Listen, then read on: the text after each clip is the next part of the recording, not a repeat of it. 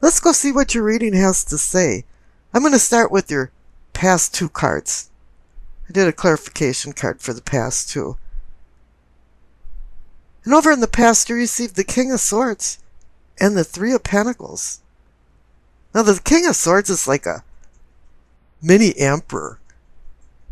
The emperor runs his empire, and the king runs his kingdom with rules and regulations, verbal and written. He's the apex of structure and organization, and evidently that's the way you've recently been running your life. Everything's been in its place. And he's also one that's exchanged his chainmail for a courtroom and makes judgments. And he oversees words and the validity of the words. And what type of accolades or punishment should be weighed with these words?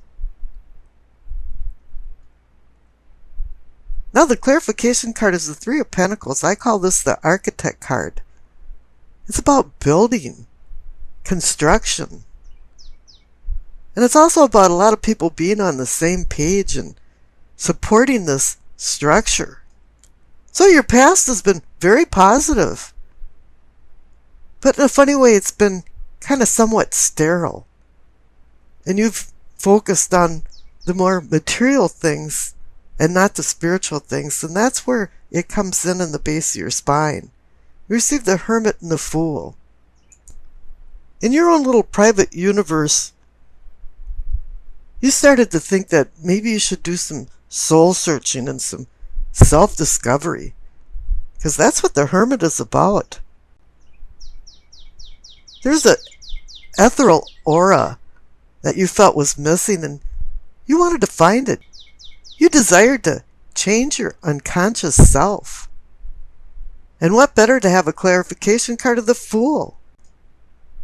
A journey of self-discovery and where your little mini-universe fits into the big picture. You're looking for enlightenment from the Hermit's lamp and guidance from his staff. Wisdom equals good judgment, and you've had good judgment on the earthly plane in your past. Now you want to have a new awakening, or a reawakening. Something that makes you feel alive again and feel the delight of life. And happy to be alive. You want to find your higher self and open it up like the blossom of a flower. Bring all the energy in. And wisdom is about good judgment. And as you see in the center for the heart of the matter, you see the Judgment card and the Hermit. But I'm getting ahead of myself. Let's go up to the upper cards above the Hermit and the Fool. And for your sacrum and your pelvic for awakening and arousing, you receive the Six of Cups and the World card. Now the Six of Cups is about memories, childhood memories. And not all of them are good. Sometimes we have our rose-colored glasses on and we idolize, and distort the past. And when we take our rose-colored glasses off, we find disappointment. So a lot of times you don't want to take these glasses off. But here for the clarification card of the World, it's saying that you're coming to an end of a cycle. You're in completion. All of a sudden, you're saying, yeah, I'm going to push this past aside. And just remember the good things. I am so done with the past you're thinking. And you learned a lot of harsh lessons. And you earned your wings to finally set this all aside. And now you're changing. And that's reinforced by the cards up above for your solar plexus. You received the Moon and the Tower. Two commanding cosmic major arcana cards. You know, you went past the nature of man cards and the awakening cards and went right into now the major cosmic change cards. And it is, you're looking for a spiritual change. And you realize from the Moon card that things weren't what they really appeared to be. The reflective light of the moon can instill fear and distort the path that you're walking. It can give it a dreamy atmosphere of surrealism. And the next natural thing to happen is the collapse of the tower. This wasn't just fault lines running underneath the tower. This is a collapse. It's not a fatal collapse. It was a predetermined collapse, that it was time to let go of your past. And Libras are always trying to balance things out. And in the past you had a heavy weight on one side for your materialism, but you weren't dealing with your spiritualism. And all of a sudden spiritualism had more meaning to it. You wanted to find a deeper meaning to life. And now you're dealing with your unconscious self and trying to connect it to your conscious foreself. You're trying to make peace in your inner self. And this is reinforced by the center cards for the heart of the matter. You see the Judgment and Hermit. Now you could be judging somebody, but I believe you were more like judging yourself. And the Judgment card is about forgiveness and grace. Grace is unconditional forgiveness. You have to forgive yourself and others. And when you do, this is when you're ready for a rebirth. And being the phoenix that arises from the combustion of a small ball of myrrh. And this is where you rediscover yourself and do a reawakening. Because you see the clarification card, the Hermit, he has his lamp right over Judgment. He's looking for enlightenment. He's looking for the illumination of light. And illumination means enlightenment, spiritual enlightenment in Latin. Your discovery is you. You're trying to balance out the material and the spiritual inside you. Now down at the throat, for communicating and teaching, you receive the Eight of Pentacles and the Page of Swords. The material things in your life have worked out, and also you have many talents and skills. And you've utilized these skills to forward yourself in life, but the Page of Swords he's very immature and doesn't have a lot of emotional control. And I think that's where you were at too, is that spiritually you lacked emotional control of your spiritual self.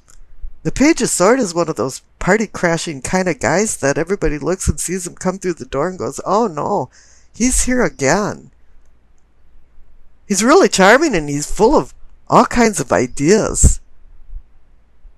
Pages bring ideas and news.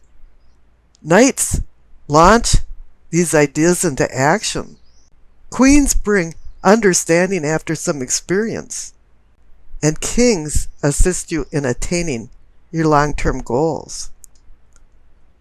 So now this is kind of indicating that although you're a skilled and talented person, earthly-wise, you're still a neophyte or feeling that way in the spiritual realm. Now up above in your third eye for seeing and envisioning, you receive the Wheel of Fortune and the King of Wands. Now the wheel is on your side. The fates of fortune are on your side. This is a window of time to jump through because it's an auspicious time to take advantage of what the wheel offers.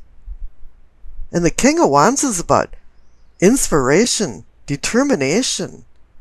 He's fire energy. He's the thinker, the problem solver. He can also be the harbinger of spiritual transformation, and that's what you're doing with the Hermit and the Fool. The Wands bring a creative atmosphere into the party. And up above for the crown for knowing and understanding, receive the King of Cups and the Three of Pentacles. Now you had the Three of Pentacles down in the past. This is the same energy. Down in the past, you've got the King of Swords and the Three of Pentacles, and up here you've got the King of Cups and the Three of Pentacles. We got three kings commiserating here. And as I said, kings assist you in attaining your long-term goals. And you haven't stopped building. But the King of Cups is about controlling your emotions and not being the Page of Swords down there. He's about taking turbulent waters and making them quiescent.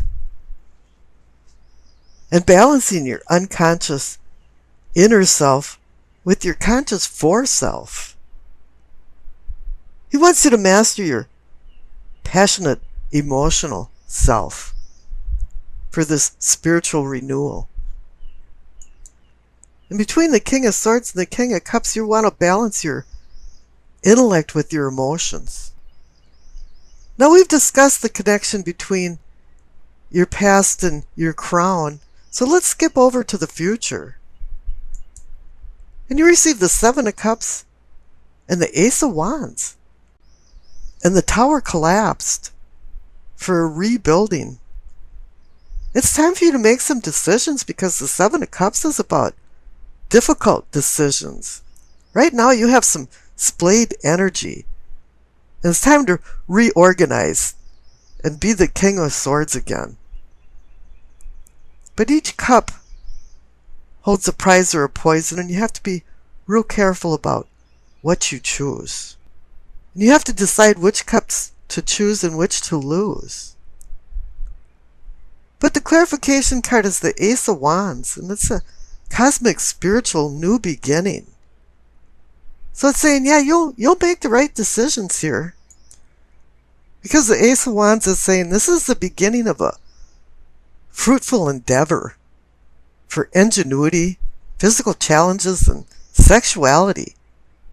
It's like heaven is giving the earthly plane a message of good fortune. And it's time to take on new ventures with passion. And it's time to firmly grip your wand and take control of your life's direction. Let's go over the Two of Wands and see what's going on. Now, this is about making your visions into a reality, but you haven't launched anything right now. You're just in the planning stage. And there's choices to be made. You're just shaping these possible visions into ideas and then maybe putting them on the drawing board. This card has a significant possibilities for potential and new opportunities. But you really have to make a decision between whether you want to stay in your comfort zone or change everything and maybe go back out into the world. And you're wondering, is this just a promise and a wing and a prayer? Or is this the real deal? You know, it's like you've got one foot out the door and one still in the doorway. I remember when I was always going to do something, I'd tell my mother that I'd made a big decision. And I was grabbing for the doorknob and she'd go, well, if that's the way you want it. And that was her little guilt trip. Are you sure? Which way are you going? And this card too is saying that you're in a fork in the road. You know, when you see the appearance of this card, it can even indicate that dreams will come true, but you have to go out into the world and start shaking the fruit trees to get the fruit to drop onto the ground. And you know, all two cards indicate decision and planning, partnership, and balance. And this indicates a prosperous time for unions, friendships, and alliances. But now you have to prepare for the trip that you're going to be taking before you embark on any voyage. And this card can also say that there's going to be some kind of sudden departures or changes in venue that'll be associated with the choices that you make. Now the Nine of Cups is the wish card. It's about happiness and contentment. I always say curiosity killed the cat and satisfaction brought him back, because that indicates satisfaction and contentment. You know, you've worked hard and kept your eye on the prize and you achieved some of your goals. It's kind of like you're all dressed up and You got a place actually to go. This card indicates good fortune and contentment that overflows into a spiritual realm of inner peace. Life is balanced and everything feels good. This is a time to revel over the joy of life, the thrill of just being alive. You could be attending some social event of the season, and truly there is a lot of things going on in the Northern Hemisphere now that it's gone from spring to summer. There's a lot of graduations and weddings. So really it is time to start going out into the world. That's what the Two of Wands is saying too. Now the High Priestess is a little different than that, because instead of the earthly, she's the cosmic. She brings messages down from the cosmos to the earth. And it's really up to you to be vigilant enough to hear her subtle messages, because they don't come real boldly. There's not a neon blinking sign going, go this direction. It's really just through dreams and intuition and coincidences, premonitions, things that you really never connected the dots until hindsight, which is 2020, and all of a sudden you look back and says, all of these things were connected.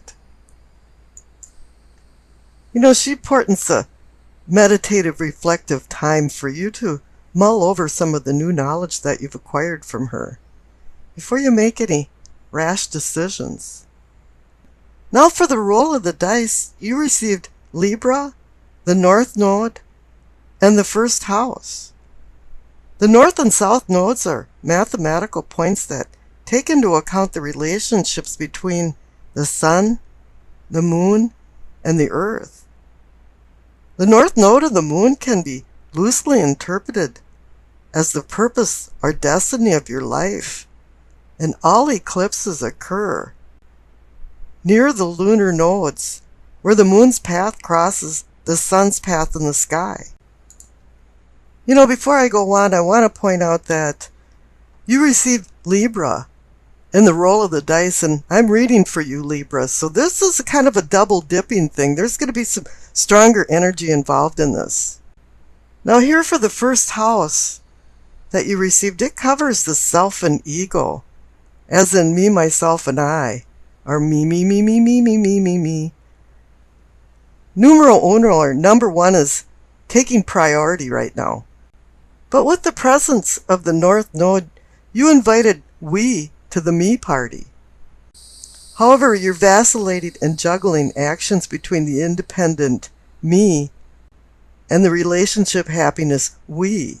However, too much compromise destroys the identity of the me you that you've been probably meticulously grooming.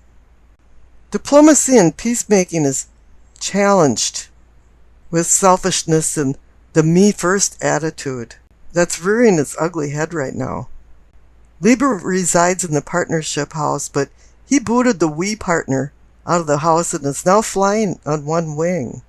Life feels unbalanced, and your scales are not in equilibrium, and that takes you out of your comfort zone.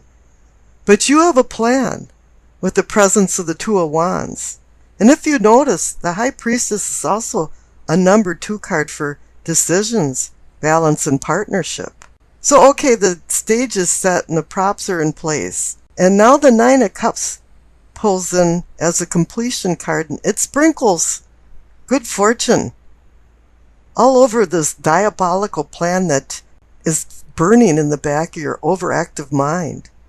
You want to get the we back together again and still have the me feeling comfortable. And in order for you to do this, you need a quick message brought by your sponsor, the High Priestess.